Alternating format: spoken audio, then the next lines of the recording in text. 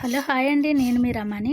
ఈ ఎండాకాలంలో మాటిమాటికి చేసుకోవాల్సిన చారు ఒకటి ఉందండి. అదే మజ్జిగ చారు. మజ్జిగ చారు అని కొంతమంది అంటారు.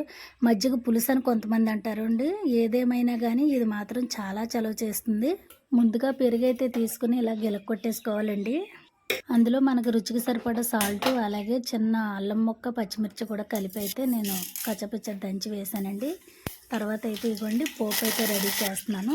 పోపు బాగా వేగిన తర్వాత పసుపు వేసానండి. అలాగే ఉల్లిపాయ ముక్కలు కూడా కొంచెం ఎక్కువ వేసానండి. అవి దోరగా వేయించుకుంటే సరిపోతుంది.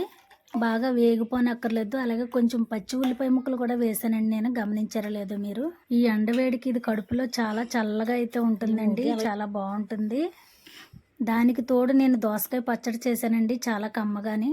ఈ రెండిటితో అయితే మా ఆయనకు భోజనం వడ్డిస్తున్నానండి. ఉదయం నుంచి ఎండలో బయటకు వెళ్ళి వస్తారు కదా, వాళ్ళకైతే చల్లగా ఉండాలంటే ఇలా ట్రై చేయండి ఫ్రెండ్స్. వీడియో నచ్చితే మీరు కూడా లైక్ చేయండి.